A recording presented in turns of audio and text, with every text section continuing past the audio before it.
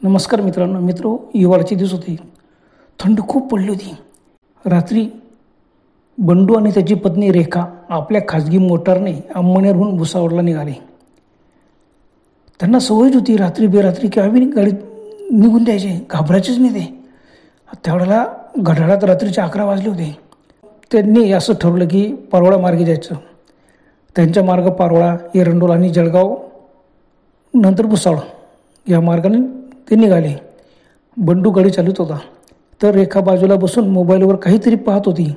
गाडीच्या हेडलाईटमधून रस्त्यावर धुक्याचे हलके लोट दिसत होते. खूप थंडी पडली होती. वातावरणात एक प्रकारचा शांततेचा भास होता. शांततेतही काहीतरी विचित्र असं जाणवत होतं. पारोळा ओलांडल्यानंतर अचानक समोरच्या रस्त्यावर एक पांढऱ्या साडीतील स्त्री उभी असल्याचं बंडूला दिसलं आणि ती अचानक रस्त्याच्या अगदी मध्यभागी येऊन गेली. बंडूने घाबरून जोरात ब्रेक दाबले, पण जशी गाडी थांबली तशी ती स्त्री एका क्षणात गायब झाली. रेखा घाबरून बंडूकडे पाहत होती. म्हणाली, बंडू काय झालं? तू इतक्या जोरात ब्रेक का मारलास? बंडू घाबरत म्हणाला, अगं मी समोर एक बाई पाहिली. पांढऱ्या साडीतली बाई होती. अगदी गाडीच्या समोर येताच मी पटकन ब्रेक लावला तर ती गायब होऊन गेली. बापरे, रेखाच्या अंगावर सर्रकन काटा आला. चला आपण लवकर पुढे निघूया, हे ठिकाण काहीतरी अघोरी वाटतं. मग बंडूने गाडी पुन्हा सुरू केली आणि ती पुढे जळगावच्या दिशेने निघाली. पण त्या रात्रीच्या प्रवास अजून काही रहस्यमय गोष्टी घडणारच होत्या. बंडू आणि रेखा जळगावच्या दिशेने गाडी वेगात घेऊन निघाले. हायवे होता. बऱ्याच गाड्या वापरत होत्या, जात येत होत्या. पण का कोणास ठाऊक हे फार घाबरले की एवढ्या सुमसाम रस्त्यात फक्त वाहनं दिसतात आणि ती बाई कसं काय मध्ये आली होती. कमाले. काही वेळ गप राहिल्यानंतर रेखाने मोबाईलवर वेळ पाहिली. रात्रीचे 12 वाजले होते. गाडीत एक प्रकारची अस्वस्थ शांतता पसरली होती. ती म्हणाली, बंडू तुला नक्की काय दिसलं रे? रेखाने पुन्हा विचारलं. तोंडाला एक पांढऱ्या साडीतील बाई होती. तिचे तोंड नीट दिसलं नाही, पण ती एक क्षण गाडीसमोर होती आणि पुढच्याच क्षणी गायब झाली. मी ब्रेक लावतावर ती कसं काय गायब झाली? मला वाटलं गाडीच्या खाली येते की काय, पण ती गाडीच्या खाली आली नाही, पण गायब कसं काय झाली? बंडूच्या आवाजात अजूनही भीती होती. गाडी एरंडोलच्या वाटेने चालली होती. या भागात फारशी वस्ती नव्हती. वर्दळ बी कमी होऊन गेली ती रात्रीची वेळ. रस्त्यावर फक्त गाडीच्या हेडलाईट्समधून समोरचे दिसत होतं. अचानक त्यांना एकदम आवाज आला, तुम्ही इथे येऊ नका, परत फिरा. पाहिलं, बापरे कुठून आवाज आला? बंडूच्या हाताला घाम फुटला. त्याने गाडीचा वेग कमी केला आणि अचानक मागच्या सीटवर काहीतरी हल्ल्यासारखं जाणवलं. आता दोघांनी एकमेकांकडे भेदून पडला. बंडू म्हणाला, अगं पाठीमागं बघू नको. तरी भीत रेखाने मागे बघितलं आणि एकदम दचकली. फटकन ती पुढे पाय लागले. थरथर बंडूच्या खांद्यावर हात ठेवला आणि अरे बंडू, कोणी ती बाई आणि ती गाडीत आली कशी? रेखाचा आवाज थरथरत होता. बंडूने धीर एकटून पुन्हा आरशात पाहिले आणि त्याचे रक्तच गोठलं. मागच्या सीटवर एक स्त्री बसली होती. तिचे केस विस्कटलेले होते. चेहरा काळापट आणि बेसूर होता. पांढरसफेद साडी तिने घातलेली होती. साधारणतः 35-40 वर्षाची बाई असेल. तिच्या डोळ्यात एक विचित्र चमक होती. बंडूने जोरात ओरडून गाडीचा वेग वाढवला. पण तेवढ्यात त्या बाईने हळूहळू डोकं पुढे झोकत बेसूर असत विचारलं, मला घेऊन कुठे चाललात तुम्ही? बापरे. बंडू आणि रेखाच्या काळजीचा ठोका चुकला. रेखा थरथर कापत होती. पाठीमागे वाढून बघायची तिची हिंमत नव्हती. बंडू आरशात पाहिला. पुन्हा तो डोळे वटवून त्याच्याकडे पाहत होते.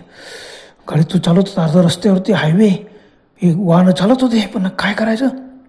गाडी थांबवायची का नाही? बंडू विचार करा, पण थांबवली तरी काय करणार? वाहनं तुरळक वाहन येत होते आणि वेगाने निघून जात होते. ते पाठीमागून वाहन यायचे, निघायचे. दुसऱ्या साईडने समोरून वाहनं जात होते. पण बंडूची हिंमत झाली नाही गाडी थांबवायची.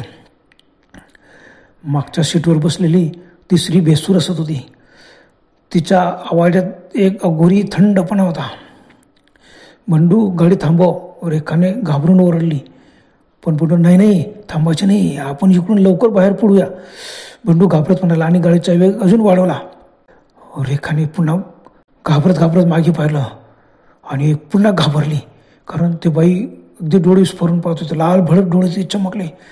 बेसूर असल्या सुडे, लाल जीभ आली, पांढर सफेद साडी नेसलेली. बापरे. रेखा पटकन पुढे पाहिला आणि तेवढं त्या बाईचं हास्य अजून वाढलं. तिची नख लांब वाढलेली होती आणि ती हळूहळू बंडूकडे झुकू लागली. तिने दोन्ही हात बंडूच्या खांद्यावर ठेवले. बंडू थरथर कापत होता. बेसूर चेहरा बंडूच्या मानेजवळ आणला. बापरे. रेखाने घाबरून हात बाजूला केला आणि एकदम बंडूपासून दूर झाली आणि आश्चर्याने पाहू लागली. ती बाई बेसूर चेहरा, बंडूच्या मानेजवळ तिचे तोंड होतं. बंडू थरथर कापत होता. बंडूने असं मान वाकून बघितलं होतं. लांब सडक पंजी आणि मोठाली नक्की पाहून तो एकदम घाबरला. बापरे, काय करावं त्याला समजत नव्हतं. तो थरथर कापत तशीच गाडी जोरात पडत होता. एवढं भर की रस्त्यावरती वाहतूक कमी होती. त्यांनी आरशात पाहिलं. गाडीच्या आरशात तिचे लालसर डोळे चमकत होते. ती म्हणाली, मी तुम्हाला सोडणार नाही. ती मला इथून घेऊन जातायत ना? कुठे घेऊन चालले तुम्ही? तिचा आवाज आता जळ आणि गूढ वाटत होता. रेखाला त्या क्षणी ती बाजूला सरकून घाबरून बघत होती. काय करा? आणि रेखाने मनातल्या मनात देवाचे नामस्मरण करू लागली. तिने आपल्या गळ्यातील हनुमानाची छोटी मूर्ती घट्ट पकडली आणि मोठ्याने रामाचे नाव घ्यायला लागले. जय श्रीराम, जय श्रीराम, जय हनुमान, जय हनुमान. आणि अचानक एक मोठा प्रकाशाचा लोट त्यांच्या गाडीसमोर चमकला आणि ट्रक वेगाने त्यांच्या दिशेने येत होता. बंडूने जोरात ब्रेक दाबले. गाडी एका बाजूला घसरली आणि एका झाडावर आदळली. क्षणभर सर्व काही स्तब्ध झाला. मागच्या सीटवर पाहिलं तर ती स्त्री गायब झाली होती. रेखाने बंडूचा हात पकडला. ती कुठे गेली? घाबरून तिने विचारलं. बंडू अजूनही घाबरलेला होता. मला नाही माहीत, पण आपण इथून निघूया. त्याने मागे वळून पाहिलं. गाडीत कोणीच नव्हतं, पण गाडीचं काहीसं नुकसान झालेलं होतं, पण चालण्याच्या अवस्थेत होती. बंडूने पुन्हा गाडी सुरू केली आणि वेगाने जळगावच्या दिशेने निघाले. थोड्या वेळाने ते एका टोलनाक्यावर पोहोचले. तिथल्या कर्मचाऱ्याने त्यांच्या गाडीची खराब स्थिती पाहून विचारले, काय गाडी कुठं ठोकली बिकली का काय? झाडाला बघा किती खराब झालेली आहे. कुठं ठोसला मारली का तुम्ही दारूच्या नशेत? तो एवढा घाबरला तर म्हणून, अरे बाबा आम्ही दारू पिलेलो नव्हतो. अहो कसं शक्य आहे? पती पत्नी सोबत असताना आम्ही दारू कसं पिणार मी? आणि असं पण मी दारू पितच नाही. मग ते म्हणा, एवढी गाडीची परिस्थिती कसं काय? कुठं काय ठोकर मारली का काय तुम्ही? आणि तुम्ही एवढं काय घाबरलेले दिसताय?